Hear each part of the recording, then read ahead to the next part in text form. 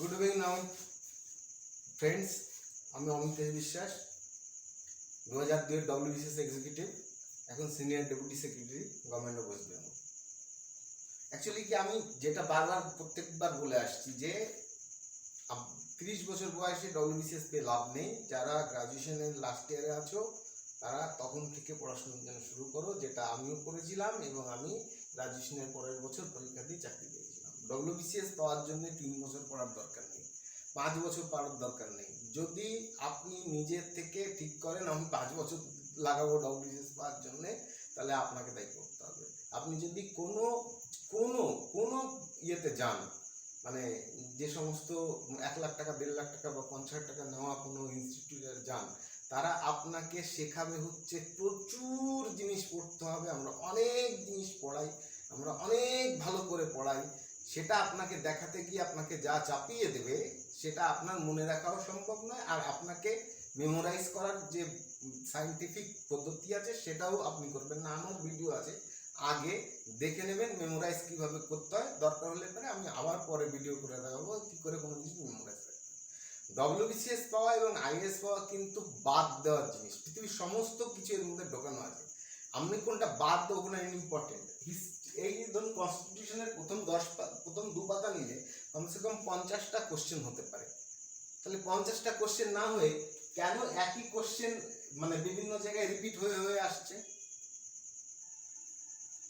তো আজকে এই পর্যন্ত বললাম। আমি মানে মোটামুটি মানে আর একটা কথা এখানে বলে রাখি যে আমি স্কুল সার্ভিস কমিশনের সেক্রেটারির কাজ করেছি মানে 4 বছর। তো আমি জানি কোশ্চেন ব্যাংক থাকে বিভিন্ন ভারতবর্ষের বিভিন্ন পরীক্ষায়, যে সমস্ত পরীক্ষায় যদি কোনো নতুন কোশ্চেন পাওয়া যায় সেগুলোকে কোশ্চেন ব্যাংকে ইনক্লুড করা হয় এবং ইউপিএসসিতে যা আছে সেগুলো ইনক্লুড করা হয়। কেউ নতুন করে কোশ্চেন বানিয়ে তৈরি করে ইয়ে করে না। এবার সেই কোশ্চেন ব্যাংক দিয়ে কোনো প্রফেসরকে দিয়ে কোশ্চেন বানানো হয়, 5-10 জন প্রফেসরকে দিয়ে কোশ্চেন বানানো হয়। সেই 5-10টা খামে বন্ধ করা প্রশ্নের মধ্যে যে লটারির মতন যে কোনো একটি তুলে নিয়ে সেটাকে প্রাইমারি বানানো হয়, আর একটা তুলে নিয়ে সেকেন্ডারি বানানো হয়। যদি প্রথমটা কোনোভাবে লিক হয়ে যায় বা মিস হয়ে যায় তাহলে সেকেন্ডটাকে ইউজ করার জন্য। দিস ইজ দ্য পদ্ধতি। আর কোনো কারণেই আপনারা কঠিন জিনিস পড়বেন না। আর 100টার মধ্যে আপনাকে 100 পেতে হবে না, আপনাকে 60 পেতে হবে। অর্থাৎ যে 10% জিনিস যদি কোনো প্রফেসর এক্সট্রা দিয়ে ফেলেন তাহলে সেটাতে আপনার কোনো অসুবিধা নেই, কিন্তু আপনি কিন্তু 90% কভারেজ করেই যাচ্ছেন। অতএব কঠিন কোনো জিনিস পড়বেন না। প্রথম The Constituent Assembly set up a draft committee under the chairmanship of Dr. B.R. Ambedkar. এটা কতবার আগের 50টা যে আমরা ইয়ে দিয়েছি কতবার আপনি দেখেছেন? তো অর্থাৎ তো যেভাবে 51টা যেটা আছে, তো এ মোটামুটি আপনারা সবসময় দেখতেই পাচ্ছেন যে মানে এই কনস্টিটিউয়েন্ট অ্যাসেম্বলি ড্রাফটিং কমিটি কি না, ড্রাফটিং কমিটি কতগুলো কমিটি হয়েছিল কনস্টিটিউয়েন্ট অ্যাসেম্বলিতে, কনস্টিটিউয়েন্ট অ্যাসেম্বলি কিভাবে নির্বাচিত হয়েছিল, সব কিন্তু আগের এমসিকিউ গুলোতে আছে। তো এবার এমসিকিউতে এটা হচ্ছে the constituent assembly set up drafting committee কত তারিখে? এটা একটা ভ্যালিড কোশ্চেন। মানে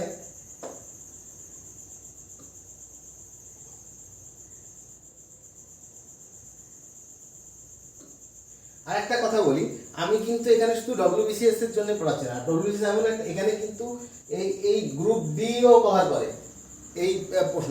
আমার প্রশ্নগুলো যেগুলো আছে সেগুলো, এবং অনেক জায়গা যেরকম মানে এখানে শুধু প্রশ্ন শুধু ওয়েস্ট বেঙ্গলের না, এটা তামিলনাড়ু বলুন, অন্ধ্র বলুন, সব বলুন, উত্তরপ্রদেশ বলুন, মধ্যপ্রদেশ বলুন, রাজস্থান বলুন, সব জায়গার এমসিকিউতেই মানে এটা সব জায়গা থেকে এমসিকিউ নেওয়া। কোথাও লোয়ার ডিভিশন ক্লার্কের জন্য, কোথাও স্টেটের সিভিল সার্ভিসের জন্য এসছে, আবার সেম কোশ্চেন লোয়ার ডিভিশন ক্লার্কেও এসছে, আবার ইয়েতেও এসছে মানে স্টেট সিভিল সার্ভিসও এসছে, আবার ইউপিএসসিতেও এসছে। অতএব আপনারা যারা মানে যে ফিল্ডেই থাকুক না কেন, আর এসএসসির পিটি তো এখন শুরু হয়ে যাচ্ছে, যে পিটি মানেই তাদেরকে এটা জানতে হবে, সব সাবজেক্টের মিনিমাম আইডিয়া থাকতে হবে, অর্থাৎ তারাও এখান থেকেই নেবে। তো যাই হোক, এটা হচ্ছে 29 আগস্ট 1947 কনস্টিটিউয়েন্ট অ্যাসেম্বলি ড্রাফটিং কমিটির চেয়ারম্যান তো আম্বেদকর ছিলেন। সেই কমিটিতে কতজন লোক ছিল? 6 জন আগের ইয়েতে আছে, আর 1947 এটা ইয়ে হয়েছে। Who was the constituent adviser at the time of formation of the constitution? Constitution যখন ফরমেশন হয়েছিল, তখন যখন ফরমেশন হয়েছিল মানে তার একটা advisory, who was the constitutional adviser কে ছিলেন? এই কনস্টিটিউশন যে হবে তার অ্যাডভাইজার কে ছিলেন? দেখুন কোন জায়গায় এসছে। ইউপিএসসি মানে উত্তরপ্রদেশ সিভিল সার্ভিস মানে স্টেট সিভিল সার্ভিসে এসছে, মিজোরাম স্টেট সিভিল সার্ভিসে এসছে, ঝাড়খণ্ডের স্টেট সিভিল সার্ভিসে এসছে, উত্তরাখণ্ডের এলডিএ দেখুন লোয়ার ডিভিশনাল ক্লার্ক তার পিলিতেও এসছে। অর্থাৎ যে কেন এরকম হচ্ছে তার কারণ যেটা আমার ওই কোশ্চেন ব্যাংক থিওরি আপনাকে বললাম, দ্যাট ইজ ওদের আমাদের খুঁজে বের করে নিয়ে এবং কোনটা ইম্পর্টেন্ট, এছাড়াও যে ইম্পর্টেন্ট গুলো ধরুন 80% কোশ্চেন ব্যাংক থেকে এসলো, 20% নতুন জিনিস আসলো, সেটাও আমরা কভার করে দেবো, আপনাদের কোনো চিন্তা নেই। তার এখানে এটা হচ্ছে B N Rao. BN Rao who was the constitutional adviser at the time of formation of the constitution? Constitution তৈরি করার জন্য যে ফরমেশন হয়েছিল তার অ্যাডভাইজার কে ছিলেন? B N. The first draft of the constitution was prepared by প্রথম draft of the constitution was prepared কার দ্বারা ড্রাফট করা হয়েছিল? গোয়া পিএসসি প্রিলিমিনারি এক্সামিনেশন, সবারই মোটামুটি মানে জানার কথা। এটা হচ্ছে এই BN Rao. BN N Rao first draft of the constitution was prepared by, প্রথম ড্রাফট উনি করেছিলেন। তারপরে আম্বেদকরকে ড্রাফট কমিটির চেয়ারম্যান পরে করা হয়, এবং প্রথম কিন্তু বিএন রাও করেছিলেন। When did the Constituent Assembly adopted?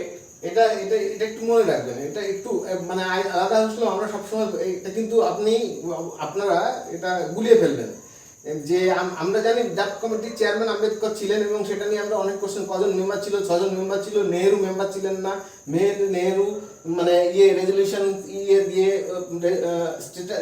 Resolution status নাকি একটা ওয়ার্ড দিয়ে প্রিয়াম্বল তৈরি করতে বলেছিলেন, সেটা মেনে নেওয়া হয়েছিল। তবে ড্রাফটিং কমিটি একটা আগে যে কনস্টিটিউশনটা প্রথম যে কনস্টিটিউশন হয়েছিল সেটা বিএন রাও, কিন্তু সেটা অ্যাকসেপ্টেড না। তারপরে প্রকৃত ড্রাফটিং কমিটির চেয়ারম্যান যেটা হয়, যেটা আমাদের কনস্টিটিউশন চালায়, সেটা হচ্ছে আম্বেদকর। এটাকে গুলিয়ে ফেলবেন না। When did the Constitutional Assembly adopted the national flag? National flag Constituent Assembly কিভাবে তৈরি হয়েছিল আগে বলা আছে। তো এটা ন্যাশনাল ফ্ল্যাগ আপনার ন্যাশনাল ফ্ল্যাগ কবে অ্যাডপ্টেড হয় সেটা খুবই ইম্পর্টেন্ট একটা বিষয়। এটা হচ্ছে national flag, the constitutional assembly adopted the national flag, এটা হচ্ছে 22 জুলাই 22। অর্থাৎ কনস্টিটিউয়েন্ট অ্যাসেম্বলিতে কবে ন্যাশনাল ফ্ল্যাগ গ্রহণ করা হয়, মানে ন্যাশনাল ফ্ল্যাগ তো তৈরি করেছিল সাউথ ইন্ডিয়ার একটা লোক, তামিলনাড়ুর বোধহয়। তো সেখান থেকে নিয়ে কিভাবে এই ফ্ল্যাগ তো তৈরি হয়েছিল গান্ধীজির মাধ্যমে, চরকা ছিল মাঝখানে, কিন্তু সেই ফ্ল্যাগটা নতুন করে করে মানে রিশিডিউল করে যেটা বানানো হয় এবং সেটা গ্রহণ করা হয় কনস্টিটিউয়েন্ট অ্যাসেম্বলিতে, পাস করে গ্রহণ করা হয়, সেটা 22 জুলাই 1947। খুব ইম্পর্টেন্ট কোশ্চেন কিন্তু এটা। তারপরে হচ্ছে who was the chairman of the national flag committee? National flag কমিটির চেয়ারম্যান কে ছিলেন? রাজেন্দ্র প্রসাদ, ডক্টর রাজেন্দ্র প্রসাদ। এই রাজেন্দ্র প্রসাদ পরবর্তীকালে কিন্তু মানে এরও মানে ডোমিনিয়ন স্ট্যাটাসে যখন ছিল তখনকারও মানে ছিলেন, প্রেসিডেন্ট ছিলেন, কনস্টিটিউয়েন্ট অ্যাসেম্বলির, এবং যখন ভারতবর্ষ 26শে জানুয়ারি থেকে যখন পুরো প্রকৃতভাবে আমরা গণতন্ত্র মানে প্রজাতন্ত্র হয়ে গেলাম, তখনও কিন্তু প্রেসিডেন্ট ডক্টর রাজেন্দ্র প্রসাদই হয়েছিলেন। When was the third draft of the Indian Constitution Assembly started? When was the third reading of Indian Constitution Assembly started? When was the first reading of the Indian Constituent Assembly started? এটা হচ্ছে 17ই November 1949। এটা খুব বেশি important নয়, এটা না পড়লেও হবে, এটা মনে না রাখলেও খুব একটা বড় বিষয় নয়। আমি বোধহয় বোঝাতে পারলাম, এটা খুব একটা বড় বিষয় নয়, এটা মনে না রাখলেও চলবে।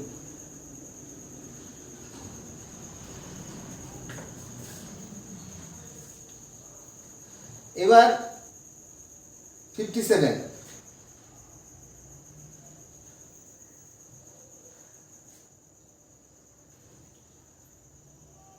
তো the constitution of India completed on কত তারিখে কমপ্লিট হয়েছিল, ডেটটা ইম্পর্টেন্ট। কনস্টিটিউশন ড্রাফট কমিটি কবে ফাইনালাইজ হয়েছিল, এই যে 26 নভেম্বর 1949। এটা আর এটা অ্যাডপ্ট করা হয়, আর মানে এটা 26শে ডিসেম্বর এটাকে মানে ইয়ে করা হয়, মানে দিন, স্টার্টিং দিন বলে ঠিক প্রজাতন্ত্র দিন হিসাবে ঠিক করা হয়, অর্থাৎ 26 নভেম্বর 1949 এটা হচ্ছে কারেক্ট অ্যান্সার।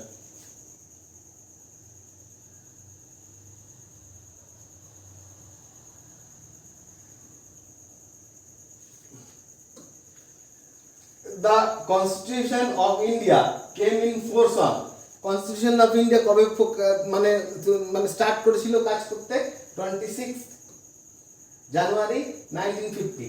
এই যে কটা কোশ্চেন এতক্ষণ আপনাদেরকে পড়ালাম, তো এর মধ্যে একটা বাদ গেল, এই পড়ালাম, কোনো একটা কোশ্চেন দেখেছেন আনইউজুয়াল? এই একটা কোশ্চেন বাদ দিয়ে, অতএব যে আনইউজুয়াল করে আপনাদের মাথা জায়গা নষ্ট করে দিচ্ছে, আপনারা মোটেও তাদের কথা শুনবেন না। আর ইম্পর্টেন্ট জিনিস যদি নিজেরা বুঝতে না পারেন, কোনটা মনে রাখবো কি না রাখবো না, আমি আছি, 1.5-2 বছর আপনাদের সঙ্গে আছি, কোনো প্রবলেম নেই। তো এবার আমরা 58 এরটা মিস গেছে, 58 এরটা বলে দিচ্ছি। The constitution was adopted by the constituent assembly, মানে কবে অ্যাডপ্ট হয়,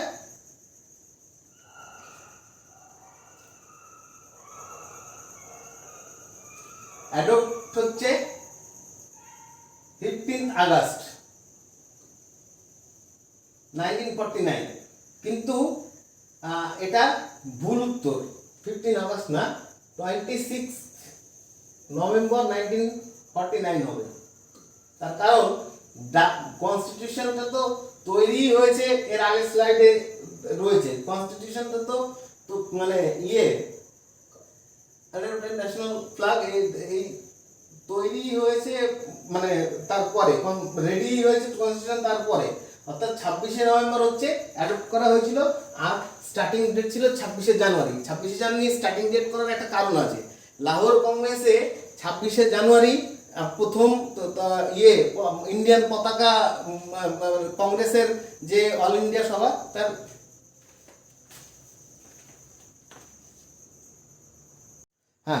যেটা বলছিলাম, লাহোর মানে ইনঅগারেটেড বিকজ এই যে 26শে জানুয়ারি হওয়ার একটা কারণ আছে। 26শে January as the date of the inauguration of the constitution, because দেখুন Congress had observe it the independence day in 1930।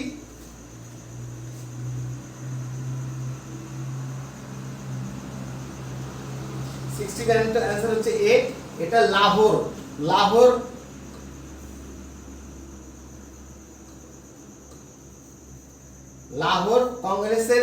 কংগ্রেসের লাহোর যে অধিবেশন হয়েছিল, লাহোর অধিবেশনে প্রত্যেক বছর কংগ্রেসের একটা অধিবেশন হতো, লাহোর অধিবেশনে ন্যাশনাল ফ্ল্যাগ তৈরি করা হয়েছিল, ন্যাশনাল ফ্ল্যাগ উত্তোলন করা হয়েছিল, এবং বলা হয়েছিল এটা আমরা স্বাধীন হব, মানে আমরা যে স্বাধীনতা মানে এক প্রকারের স্বাধীনতা মানে স্বাধীনতা এনজয় করা হয়েছিল এবং স্বাধীনতা ডিক্লেয়ার করা হয়েছিল। লাহোর কংগ্রেস, এটা লাহোর কংগ্রেসটা মনে রাখবেন, লাহোর কংগ্রেসের সঙ্গে যেহেতু এটা কংগ্রেসের লাহোর কংগ্রেসের অধিবেশন এটা 1930 সালে। এই রিলেটেড এইটুকুন মনে রাখা যথেষ্ট। Indian constitution was adopted by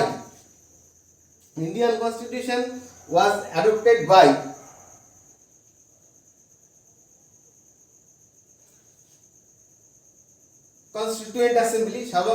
স্বাভাবিকভাবে পার্লামেন্ট, তখন কনস্টিটিউয়েন্ট অ্যাসেম্বলি বলতে পার্লামেন্ট থেকে, তখন রাজ্যসভা লোকসভা কিছু নেই, কনস্টিটিউয়েন্ট অ্যাসেম্বলির হাতেই সমস্ত ক্ষমতা রয়েছে এবং তারাই দেশ চালাচ্ছে, ডোমিনিয়ন স্ট্যাটাস। এবং কনস্টিটিউশন কে অ্যাডপ্ট করবে? কনস্টিটিউশন অ্যাসেম্বলি অ্যাডপ্ট করবে স্বাভাবিকভাবে, এটার মধ্যে অন্য কোনো ব্যাপার নেই। তো অন্য কোনো মানে পসিবিলিটির কোনো জায়গাই নেই।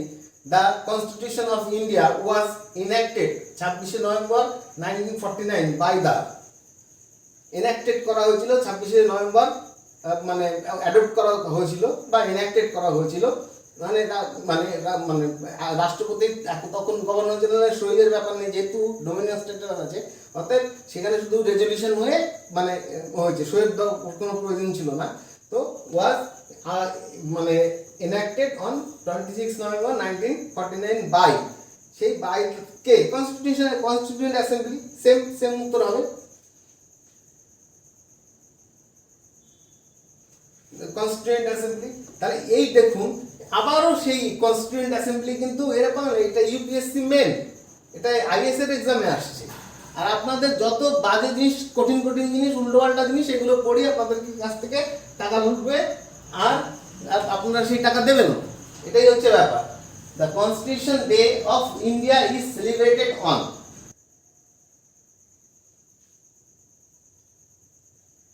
Constitution day of India is celebrated on, adopt করার দিন 26 নভেম্বর এটা সেলিব্রেশন করা হয়েছিল, মানে যেহেতু ওদিন অ্যাডপ্ট করা হয়েছিল, মানে সেদিন সেলিব্রেশন হয়েছে। এবং 26 জানুয়ারি ইচ্ছা করে বললাম, ওই যে আগের লাহোর কংগ্রেস, ওই দিন লাহোর কংগ্রেসে মানে স্বাধীনতা ঘোষণা করা হয়েছিল বলে ইন্ডিয়ান ন্যাশনাল কংগ্রেসের দ্বারা, সেই জন্য 26 জানুয়ারি ওটা মানে আমাদের মানে কার্যকারিতায় আসে আর কি।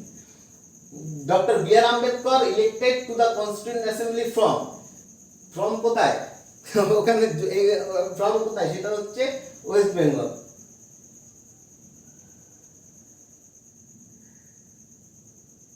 না, এটা ভুল আছে উত্তর, বম্বে প্রেসিডেন্সি নয়, বম্বে প্রেসিডেন্সিতে ওনাকে হারিয়ে দেওয়া হয়েছিল। যোগেন মন্ডল বলে একজন লোক ছিলেন, তিনি যাকে মানে যিনি আম্বেদকরকে ওয়েস্ট বেঙ্গল থেকে জিতেছিলেন, এবং যোগেন মন্ডলকে দুজনের মধ্যে ভাগাভাগি করে জিন্না যোগেন মন্ডলকে একটা মন্ত্রিত্বের দেয়, মানে অফার দেয়। সেই যোগেন মন্ডল পাকিস্তান, ইস্ট পাকিস্তান, ওয়েস্ট পাকিস্তান যখন একসঙ্গে ছিল, সেই যোগেন মন্ডল তখন সেখানকার একজন মন্ত্রী হন। পরবর্তী 3 বছর তিনি দেখেন যে হিন্দুদের উপরে বা অন্যান্য কাস্টের উপরে কি ধরনের অত্যাচার সেখানে হচ্ছে, তার ফলে তিনি ওখানে রিজাইন না দিয়ে পালিয়ে শরণার্থীর জীবনযাপন করেছিলেন কলকাতায়, এবং তিনি কলকাতায় কোথায় থাকতেন, কিভাবে মারা গেছেন কেউ জানে না। এই কোশ্চেনটার মানে বি নয়, কোশ্চেনটার উত্তর মানে বইয়ে বা মানে অন্য জায়গায় হয়তো আপনাকে বি দেখাবে, বম্বে প্রেসিডেন্সি নয়। ওয়েস্ট বেঙ্গল থেকে আম্বেদকরকে জিতিয়েছিলেন, এবং কে জিতিয়েছিলেন যদি কোশ্চেন আসে তাহলে যোগেন মন্ডল, মানে যোগেন মন্ডলের নেতৃত্বে সেটা হয়েছিল। Year of birth and death of doctor Ambedkar. তাহলে ডক্টর আম্বেদকর কবে জন্মগ্রহণ করেছিলেন আর কবে মারা গেছিলেন? It is not at all important question. তবুও দেখুন এমপিএসসি মধ্যপ্রদেশ টিসিএস এসছে, মধ্যপ্রদেশের যে স্টেট সিভিল সার্ভিস আমাদের রাজ্যের মানে ডব্লিউবিসিএস এর মতন সেখানে এসছে। অতএব আপনারা চোখের দেখে যা অডিও ভিজুয়ালের এফেক্ট সব থেকে বেশি থাকে, আমি বললাম চোখের দেখে আপনারা যতটুকু মনে রাখতে পারবেন ততটুকুনি মনে রাখবেন, এটাকে বারবার রিভাইজ করার দরকার নেই। আমার রিভিশনের প্রশান্ত মানে রিভিশনের পদ্ধতি তো আমার বলাই আছে। তো এই যে এই 1891 টু 1956 এটা হচ্ছে মানে birth and death of doctor B R Ambedkar. রাষ্ট্র আইনমন্ত্রী ছিলেন ডক্টর বি আর আম্বেদকর, ভারতবর্ষের প্রথম সরকারের আইন 52 সালে যে ইলেকশন হয়েছিল, 52 সাল থেকে তো প্রথম মানে গভর্নমেন্ট তৈরি হয়, মানে ইয়েতে ভারতের নিজস্ব গভর্নমেন্ট ডোমিনিয়ন স্ট্যাটাসের পরে।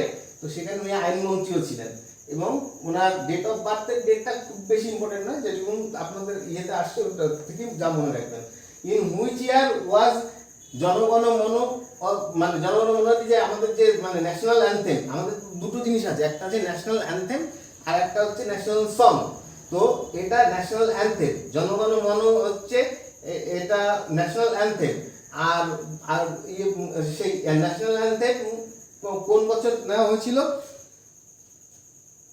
সেটা হচ্ছে 1950 কনস্টিটিউয়েন্ট অ্যাসেম্বলি দ্বারা 1950-তে মানে জনগণ মন অধিনায়ক এটাকে আমাদের ন্যাশনাল অ্যানথেম হিসেবে গ্রহণ এটা করা হয়। This is also not a very important, যতটুকু আপনাদের এমনি দেখে অডিও ভিজুয়ালে মনে থাকছে ততটুকু নেবেন। Difference of adult franchise for 15 year was advocated in constituent assembly by department of adult franchise. মানে সবাই মানে অ্যাডাল্ট ফ্র্যাঞ্চাইজি মানে মানে যারা মানে মানে মানে ইয়ের থেকে যুবক থেকে যুবক হয়েছে, মানে সে যখন চাইল্ডের থেকে যখন সে অ্যাকচুয়াল মানে হলো আর কি, যুবক হলো, সেই সময় মানে সেটা কোন সাল থেকে কার মানে অ্যাসেম্বলিতে কে অ্যাডভোকেট করেছিলেন, অ্যাসেম্বলিতে কনস্টিটিউয়েন্ট অ্যাসেম্বলিতে মানে এটা করার কথা বলেছিলেন, কার কে কে ইয়ে যে মৌলানা আজাদ। মৌলানা আজাদ হচ্ছে এই যে মানে 18 বছরের পরে যারা সাবালকদের তার সভার দ্বারা মানে হবে, মানে নির্বাচন হবে এবং গণনির্বাচন হবে, এটা মানে ড্রাফট কমিটির কাছে মানে করেছিলেন, মানে লিখে জানিয়েছিলেন যে আপনারা এটা এইভাবেই করুন, এদেরকেই ভোট দেওয়ার ব্যবস্থা করুন। তার আগে ছিল কে কত পয়সাওয়ালা, ব্রিটিশ আমলে কে কত বড় লোক, কার কত টাকা থাকতে হবে, তার ভিত্তিতে তারা ভোট দেওয়ার অধিকার ছিল। কিন্তু এই অ্যাডাল্ট ফ্র্যাঞ্চাইজি মানে সমস্ত সাবালক লোক ছেলে এবং মেয়ে ভোট দিতে পারবে, সেটা আমাদের কনস্টিটিউশনে আছে। এবং সেটা মৌলানা আজাদ হচ্ছে তার জন্য করেছিলেন, মানে অ্যাপ্রোচ করেছিলেন কনস্টিটিউয়েন্ট অ্যাসেম্বলিতে। এটা ইম্পর্টেন্ট কোশ্চেন, মানে অবশ্যই মনে রাখার মতন question.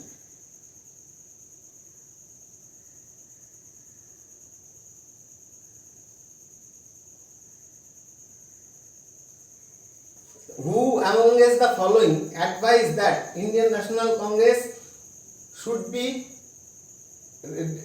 disbanded a political party after the independence of India? এটা ভেরি মাচ ইম্পর্টেন্ট, এই কোশ্চেনটা প্রচুর জায়গায় আসে। আমি একটা জায়গায় দেখেছি, এটা ইউপিপিসিএস মানে ইউপি রাজ্যের যে স্টেট সিভিল সার্ভিস, সেটার নাম হচ্ছে ইউপিপিসিএস, প্রভিন্সিয়াল সিভিল সার্ভিস। এই পিসিএস এর মানে হচ্ছে প্রভিন্সিয়াল সিভিল সার্ভিস। ইউপিতে ওদেরকে ইউপিপিসিএস বলে, ঠিক আছে, যারা মানে স্টেট সিভিল সার্ভিস থেকে স্টেট সিভিল সার্ভিস যারা হয়। তো এইটা খুব ইম্পর্টেন্ট। একজন কে বলেছিলেন যে কংগ্রেস স্বাধীনতা পাওয়ার পরে কংগ্রেস আর পার্টি হয়ে থাকা উচিত না, ডিজলভ করে দেওয়া উচিত, এটাকে কংগ্রেসকে ডিজলভ করে দেওয়া উচিত। সেটা বলেছিলেন হচ্ছে মহাত্মা গান্ধী সেটা বলেছিলেন।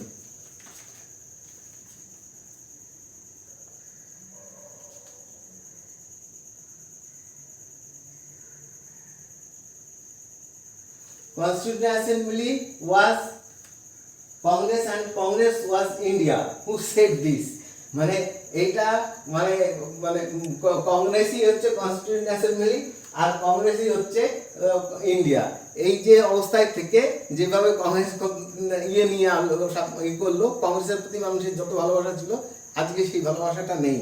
কিন্তু এটা যে হবে সেটা ইংরেজরা বুঝে গেছিলেন যে একদিন সেটা থাকবে। এটা ইংরেজ বলেছিলেন যে মানে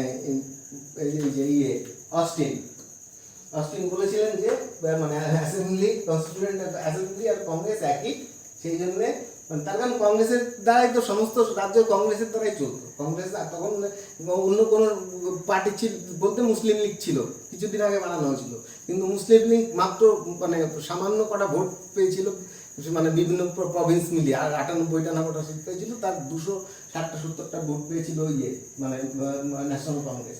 তো মানে ইয়ের অন্য কোনো দলই তখন ছিল না, তখন তো প্রশ্নই আসে না। How many women members were there in Indian constituent assembly?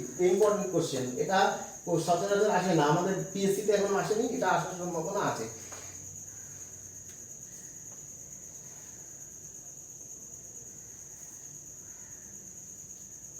পনেরো জন সদস্য ছিল কনস্টিটিউয়েন্ট অ্যাসেম্বলিতে, 15 জন সদস্য ছিল তা মহিলা। তো এটা বললাম, এটা important question, very very important question. তো আপনারা মনে রাখবেন এটা।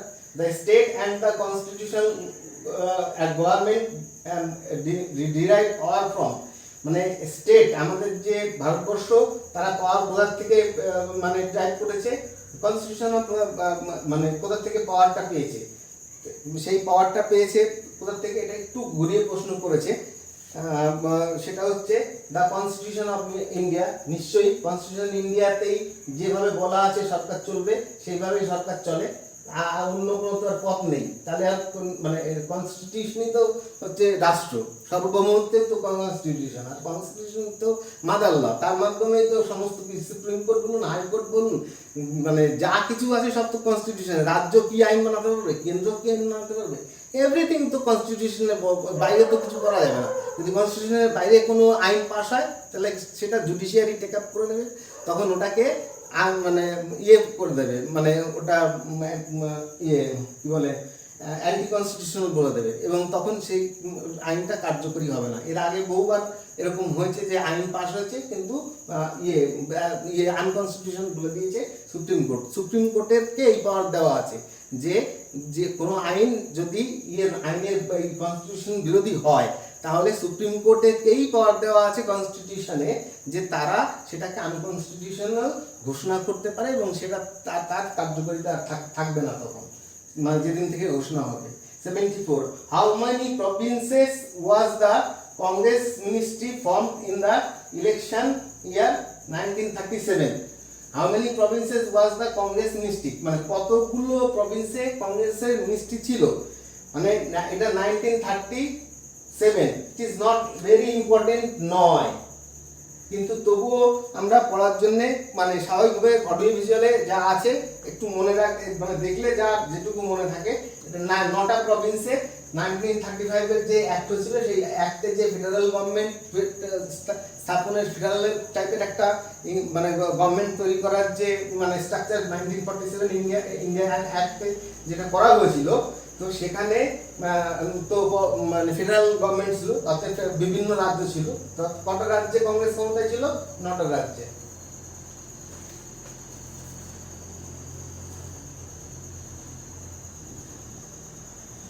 Consider the following statement. এই নিচের স্টেটমেন্টগুলো which of the mention is are not are correct. এই নিচের গুলোর এই তিনটে যে ইয়ে আছে, এর মধ্যে কোনটা তার মানে কারেক্ট, বাকিগুলো incorrect. The design of national flag was adopted by the Constituent Assembly 19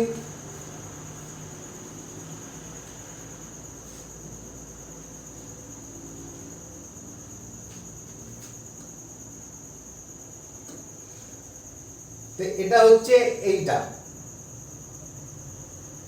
The design of the national flag was adopted by the Constituent Assembly 22nd July 1947। আর বাকিগুলো ডেটগুলো ন্যাশনাল ফ্ল্যাগ মানে বাকিগুলো কিন্তু ডেটের সঙ্গে মিলছে না। আগেই আপনার ন্যাশনাল ফ্ল্যাগের কথা বলা আছে, তাদের ইস্যু মিলিয়ে দেখবেন আগেরটা মিলছে না, একমাত্র বি অনলি ওয়ান, এই একটাই আছে এই স্টেটমেন্ট যেটা ঠিক। Consider the following statements. এই স্টেটমেন্টগুলো মানে কনসিডার করে দেখুন। সেটা হচ্ছে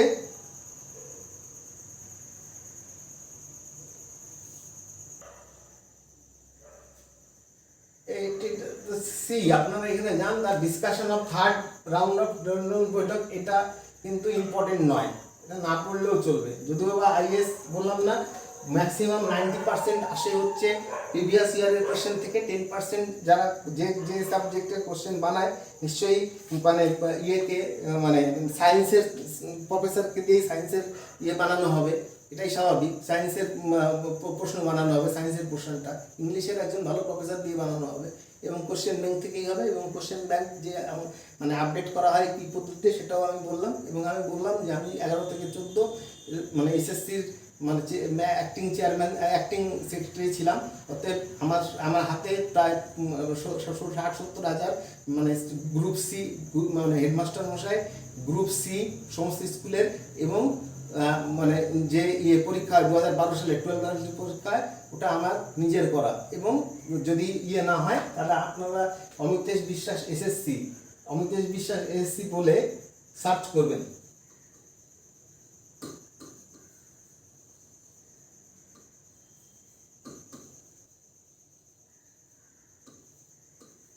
হ্যাঁ, ইউটিউবে অমিতেশ বিশ্বাস এসএসসি বলে সার্চ করবেন, সেখানে দেখতে পাবেন যে আমি সেখানে কিন্তু সেক্রেটারি ছিলাম। আর আর যাবতীয় আর কিছু ইনফরমেশন সেখানে পাবেন। তো আমি এইটুকু অতএব আমার একটা রিক্রুটমেন্ট এজেন্সি যেটা পশ্চিমবঙ্গে সব থেকে বেশি চাকরি দেয়, সেখানে কাজ করার অভিজ্ঞতা আছে। আমি উল্টোপাল্টা ভাট বকছি না, আমি মানে মানে আমার পয়সা ইনকাম করার ইনস্টিটিউশন নয়, অতএব ভাট বকার কোনো জায়গা নেই।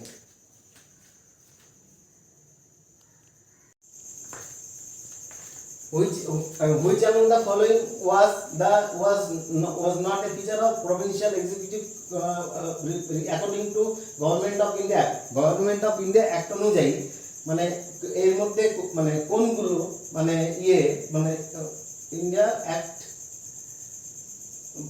মানে গভর্নমেন্ট অফ ইন্ডিয়া একটা ফিচার কোনগুলো ছিল না, এইটা the governor should remove the board না, এটা ইম্পর্টেন্ট আছে, আপনারা পড়ে মনে রাখতে পারেন। দ্য গভর্নমেন্ট, বাকি তিনটে হচ্ছে রাইট, তাহলে এটা বাকি তিনটেও কিন্তু মনে রাখতে হবে। এটা বাকি তিনটে মনে রাখতে হবে, আপনার স্ক্রিনশট নিন। বাকি তিনটে মনে রাখতে হবে এই কারণে, তারপর 1935 এর যে আছে যে যে মানে 30 ইন্ডিয়ান অ্যাক্ট, তো ওই অ্যাক্টের উপর ভিত্তি করেই তো ইন্ডিয়ান কনস্টিটিউশন তৈরি হয়েছে। সেটা 70% নেই, 60 থেকে 70% সেখান থেকে নেওয়া। তো বাদ বাকিগুলো বিভিন্ন রাষ্ট্রের সারা ভারত পৃথিবীর সব কনস্টিটিউশন পড়ে পড়ে যেখান থেকে যেটা ভালো সেটা নিয়ে আমাদের কনস্টিটিউশন তৈরি হয়েছে। কিন্তু 60%, 50%, 60% কিন্তু 1935 যে অ্যাক্ট হয়েছিল সেই অ্যাক্টের থেকেই নেওয়া হয়েছিল আর কি।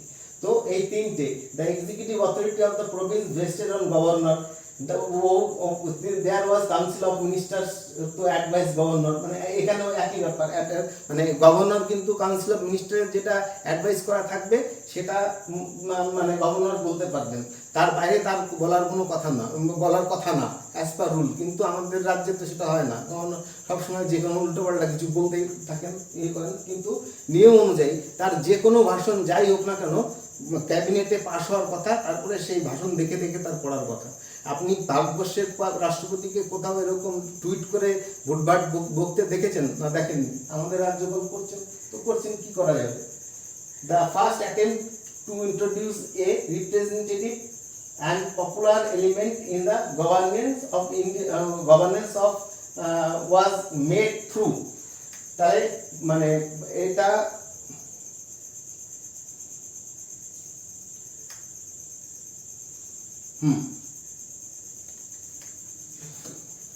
The first attempt to introduce the representative of popular election, মানে ইলেকশন যে হবে, যে ফেডারেল গভর্নমেন্টের কথা বললাম, ফেডারেল গভর্নমেন্টে হয়েছে, এবং ফেডারেল গভর্নমেন্টের যে ইলেকশন মানে রাজ্য তৈরি হয়েছিল, বিভিন্ন প্রভিন্স তৈরি হয়েছিল, তো সেই অনুযায়ী এটা হচ্ছে ইন্ডিয়ান মানে 35 এর অ্যাক্ট না, কাউন্সিল অ্যাক্ট থেকেই মানে রিপ্রেজেন্টেটিভ মানে করা হয়। তখন ইলেক্টেড রিপ্রেজেন্টেটিভ নয়, তখন নমিনেট রিপ্রেজেন্টেটিভ মানে করা হতো, মানে বিভিন্ন মানে পাওয়ার শেয়ার করার জন্য। এইভাবে আস্তে আস্তে পাওয়ার শেয়ার করতে করতে করতে 1961 তার সময় থেকে মানে শুরু করে করে করে লাস্ট পর্যন্ত আমাদের স্বাধীনতা দেওয়া হয়েছে, আমাদের নিজস্ব কনস্টিটিউশন হয়েছে। তো আমি বললাম এটা কিন্তু নির্বাচিত প্রতিভা নয়, এলিমেন্ট অফ পপুলার মানে এলিমেন্ট ইন গভর্নমেন্ট মানে ভারতীয়দের ইনক্লুড করা হয়েছিল, কিন্তু তারা কোনো নির্বাচনের মাধ্যমে আসেনি। ইম্পর্টেন্ট কোশ্চেন, মনে রাখবেন। Indian council act 1961, which of the following acts introduce the communal electorate in India? সবচেয়ে বাজে ল, তার কারণ এই লর মানে বাজে ল বলা হচ্ছে যে এখানে হিন্দু মুসলিমদের জন্য আলাদা মানে ইলেকশনের ব্যবস্থা করার কথা বলা হয়েছিল। তো অতএব স্বাভাবিক কারণে এটা আমাদের দেশ বাইফার্কেশনের জন্য এই মানে মানে এই আইন দায়ী আছে, অনেক পক্ষে এই আইন দায়ী আছে। Indian council act 1909। আমি মানে বুঝতে পারলাম না, কোনো একটা মানে গভর্নমেন্ট ইয়েতে করেছে বলেই আমি নিয়েছি, সেটা ঠিক আমার মনে হলো না এটা মানে the Indian legislature was made bicameral for the first time by, মানে বাইক্যামেরাল যে আমাদের সবগুলো আগেই কোশ্চেন এসছে সমস্ত মানে মানে 1919 কাউন্সিল অ্যাক্ট সম্ভবত, যে প্রভিন্স যত থাকবে সেখানে দুটো করে মানে রাজ্যেও দুটো করে বিধান পরিষদ আর বিধানসভা হবে, যে এটাকে বাইক্যামেরাল মানে দ্বিকক্ষ বিশিষ্ট। তো তো দ্বিকক্ষ বিশিষ্ট মাত্র 4-5টা রাজ্যে আছে, বাকি সব রাজ্য কিন্তু তুলে দিয়েছে। আর আমাদের ওয়েস্ট বেঙ্গল কিন্তু দ্বিকক্ষ করার জন্য কেন্দ্র সরকারকে রেজলিউশন পাঠিয়েছে ওয়েস্ট বেঙ্গল থেকে, যে আমরা মানে দ্বিকক্ষ বিশিষ্ট বিধানসভা হতে চাই। তো সেটার প্রভিশন আছে, পার্লামেন্টে মানে সেন্ট্রাল গভর্নমেন্ট পারমিশন দিলে সেটা হয়ে যাবে পার্লামেন্টের থ্রু পার্লামেন্ট। তো এবার এটা হচ্ছে C, the government of India act 1999। আগে যেটা আমি আপনাদেরকে বললাম এটার উত্তর সি হবে। Which of the following was were the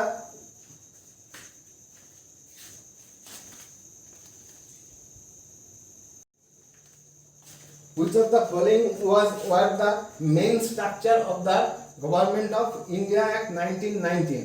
এই 1919 এর যে গভর্নমেন্ট অফ ইন্ডিয়া অ্যাক্ট, এটা মনে রাখতে হবে। তার এটা মানে এর স্ট্রাকচারটা কি, স্ট্রাকচারটা মনে রাখার দরকার। এই গভর্নমেন্ট অফ ইন্ডিয়া অ্যাক্ট 1909, 1999, 1909, 1935 এগুলো কিন্তু খুব ইম্পর্টেন্ট।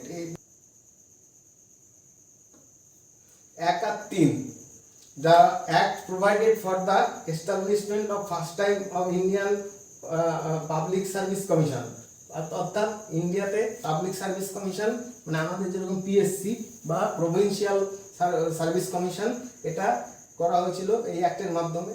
মানে এখান থেকে নির্বাচন করার ব্যাপার ছিল আর কি, মানে সেটাও ছিল। আর 3 নম্বরে দেখুন, the provision of was made for the classification of central and provincial subject, অর্থাৎ এই 1935 অ্যাক্টেও কিন্তু মানে ওই বললাম এর পরে আমরা যখন আসবো মানে কোন মানে আমাদের যে লিস্ট করে দেওয়া আছে কোন মানে কোন গভর্নমেন্ট মানে কোনটা করবে, রাজ্য সরকার কি বিষয়ে করবে, কেন্দ্র সরকার কি কি বিষয়ে আইন করতে পারবে, আবার দুটো সরকারই কি কনকারেন্ট ভাবে যে দুটো সরকারই যেটাতে আইন করতে পারবে। যদি কোনো কন্ট্রাডিকশন হয় দুটো সরকারের আইনের মধ্যে, তাহলে সেন্ট্রাল গভর্নমেন্টের আইনের প্রাধান্য সেখানে থাকবে, যেটা সংযুক্ত লিস্টের মধ্যে পড়ে বা কনকারেন্ট লিস্টের মধ্যে পড়ে। আর একটা হচ্ছে রেসিডুয়াল, অর্থাৎ কনস্টিটিউশনে বলা নেই এমনও কোনো জিনিস তো হতে পারে যে সেটা মানে দরকার আইন করা, তাহলে রেসিডুয়াল পাওয়ারে আইন তৈরি করার ক্ষমতা দেওয়া হয়েছে সেন্ট্রাল গভর্নমেন্টকে। রাজ্য সরকার মানে তার লিস্ট এবং কনকারেন্ট লিস্ট বাদ দিয়ে অন্য কোনো বিষয়ে আইন তৈরি করতে পারে না। তো এটা মানে এটা উত্তর হচ্ছে 1 আর 3, 1 আর 3।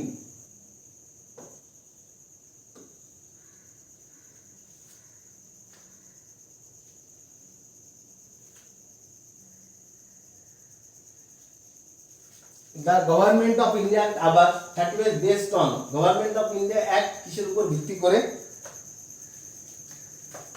দ্য প্রিন্সিপাল অফ ফেডারেশন, আমরা বললাম না ফেডারেল মানে ফেডারেল দিয়ে ফেডারেল স্ট্রাকচারে গভর্নমেন্ট হবে, সেটা তো গভর্নমেন্ট অফ ইন্ডিয়া অ্যাক্টে আপনারা আগের জাস্ট আগের যে এমসিকিউটা দেওয়া আছে, আগের ভিডিও লোড করা আছে সেখানে আছে, এবং এর আগেও আমি একবার বললাম সে একই ধরনের কোশ্চেন দেখুন আসে। 1935 অ্যাক্ট সম্বন্ধে কত জায়গায় এসছে, আর আপনারা গেলে পরে আপনাদেরকে যত রাজ্যের উল্টো পাল্টা জিনিস শেখাবে 5% to 10% বাইরের জিনিস আসে, মানে তা না হলে বিভিন্ন পরীক্ষা সারা ভারতবর্ষে সেখান থেকেই বললাম তো ইয়ে আছে মানে কোশ্চেন, প্রত্যেকটা সাবজেক্টের কোশ্চেন ব্যাংক থাকে, সেই কোশ্চেন ব্যাংক দিয়েই এমিনেন্ট যারা প্রফেসর আছে তার নাম তো ডিক্লেয়ার করা হয় না, তারা প্রশ্ন তৈরি করেন, সেখান থেকে বড় জোর তার হাতে তাকে বলা থাকে যে 5 to 10% ইয়ে করা, এবং তার মার্জিন ইয়েও করা থাকে যে কত পার্সেন্ট কোশ্চেন সহজ হবে, কত পার্সেন্ট আরেকটু কঠিন হবে, কত পার্সেন্ট আরেকটু কঠিন হবে,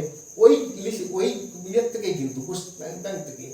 আর তাকে স্বাধীনতা দেওয়া থেকে 5 থেকে 5টা প্রশ্ন হয়তো সে নিজের মতন করে করতে পারবে, এইটুকুনি স্বাধীনতা দেয়। অর্থাৎ 95 আমাদের দরকার নেই, আমাদের দরকার 60%, 55%, আর আপনি পাবেন 75%। কারণ আপনি যদি এইগুলো পড়ে যান, আমার এমসিকিউ পড়ে গেলে আপনি 75% পাবেন, এবং আপনার মানে ইয়ে মেনের অর্ধেকের বেশি, মেনের 70% প্রিপারেশন, আপনার মেনের 70% প্রিপারেশন হয়ে যাবে।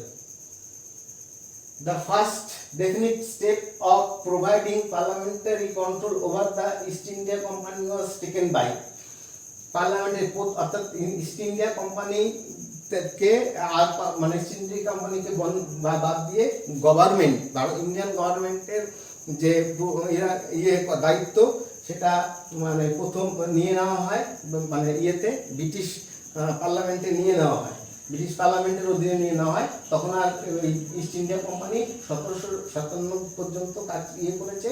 তাহলে কোন মানে স্টপ করেছে, প্রোভাইড কোন পার্লামেন্টারি কন্ট্রোল ইস্ট ইন্ডিয়া কোম্পানিকে, মানে ইস্ট ইন্ডিয়া কোম্পানির কাছ থেকে নিয়ে নেওয়া হয়েছে শাসন ক্ষমতা, সেটা মানে মানে কোন ইয়েতে,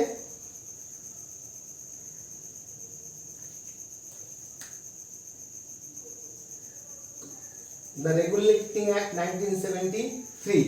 অর্থাৎ কিন্তু 1957-এই কিন্তু ইস্ট ইন্ডিয়া কোম্পানিকে মানে ইয়ে তুলে নেওয়া হয়। তারপরে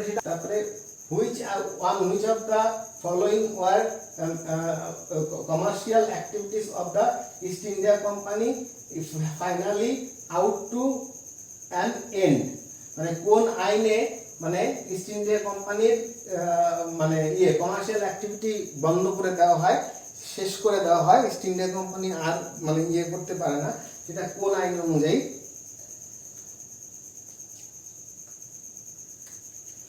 সেটা হচ্ছে দ্য চার্টার অ্যাক্ট 1983।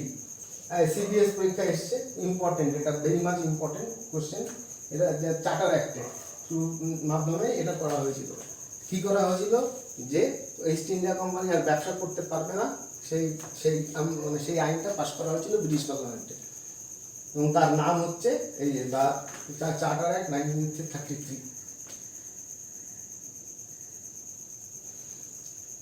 এরপরে আমরা আসি which of the following vested secretary state of for India with supreme control over the government of India, মানে সেক্রেটারি অফ স্টেট একজন পাঠানো হয় ওই ইয়ের মানে কনস্টিটিউশন বানানো, ইয়ে সেক্রেটারি অফ স্টেট বানানো হয়, সেই তাকেই হচ্ছে ফুল ইয়ে দেওয়া হয়। অর্থাৎ ব্রিটিশ পার্লামেন্টে যা পাস হবে এবং রানী যেটা ফুল করবেন সেটা ইয়ে করবেন, মানে সেক্রেটারিকে মানে সেক্রেটারিকে দেওয়া হয়েছিল কোন আইন অনুযায়ী? সেটা হচ্ছে গভর্নমেন্ট অফ ইন্ডিয়া অ্যাক্ট 1958। 1958-এ গভর্নমেন্টের সেক্রেটারিকে এটা খুব একটা ইম্পর্টেন্ট না হলেও জাস্ট দেখে যতটুকু মনে থাকছে সেটুকু মনে রাখবেন। ডায়ারার্কি ওয়াজ ফার্স্ট ইন্ট্রোডিউসড আন্ডার, ডায়ারার্কি কোন মানে কিসের মাধ্যমে প্রথম মানে করা হয়েছিল? সেটা হচ্ছে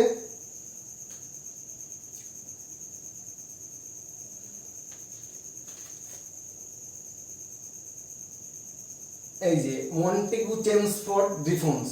মন্টেগু, এটা মন্টফোর্ড লিখেছে, এটা আসলে মন্টেগু চেমসফোর্ড রিফর্মস।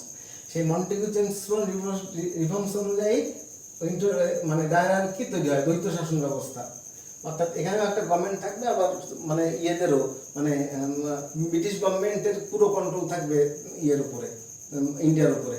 কিন্তু এখানে প্রভিন্স মানে এখানেও গভর্নমেন্ট থাকবে, এখানেও প্রতিনিধি দিয়ে প্রভিন্সে ভোট হবে এবং গভর্নমেন্ট হবে, এবং কিন্তু পাওয়ারটা, সেন্ট্রাল পাওয়ারটা ব্রিটিশ পার্লামেন্টের হাতে থাকবে। এটা হচ্ছে ডায়ারার্কি। তো ডায়ারার্কি মন্টেগু চেমস্ফোর্ড রিফর্মসের দ্বারা ডায়ারার্কি স্থাপিত হয়। ওরা ব্রিটিশরা বলছিল যে হ্যাঁ আমরা অনেকটা দিলাম, মানে অনেক কিছু দিয়েছে বলে লোককে বোঝানোর চেষ্টা করলো। তো বললাম না, অনেক আগে থেকে ছোট আস্তে আস্তে আস্তে আস্তে আস্তে কিছু পাওয়ার দিতে শুরু করে ইন্ডিয়াকে, সেই তারই একটা পার্ট হচ্ছে মন্টেগু চেমস্ফোর্ড রিফর্মস। এটা হচ্ছে সঠিক উত্তর। Which of the following were the main features of the government of India act, government of India act 1919। তো গভর্নমেন্ট অফ ইন্ডিয়া অ্যাক্টের কোন মানে মেইন ফিচারগুলো কি কি, মানে সেটা হচ্ছে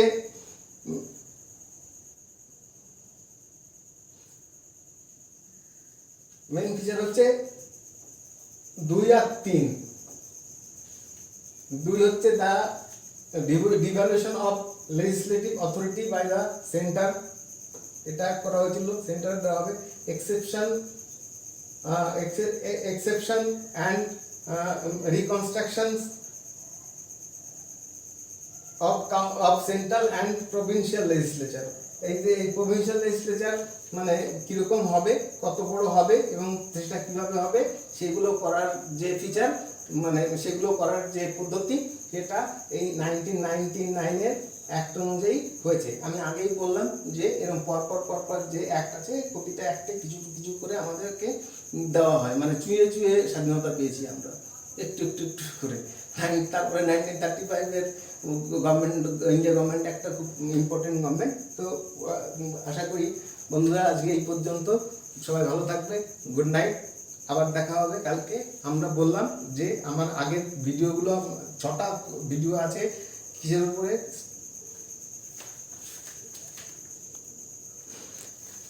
হ্যাঁ এর আগে আমার 6টা ভিডিও আছে কিসের উপরে, কি কি জিনিসের উপরে আছে। প্রিয়াম্বলের উপরে আছে, বেসিক্সটা মানে কিসের উপর ভিত্তি করে ইয়ে হয়েছে আপনার আমাদের কনস্টিটিউশনটা লাস্ট পর্যন্ত আমরা কনস্টিটিউশন পেয়েছি, অর্থাৎ আমরা সার্বভৌমত্ব পেয়েছি, অর্থাৎ আমরা স্বাধীন হয়েছি। তারপরে মানে কি করে রাজ্য গঠন হয়, তারপরে সিটিজেনশিপ, তারপর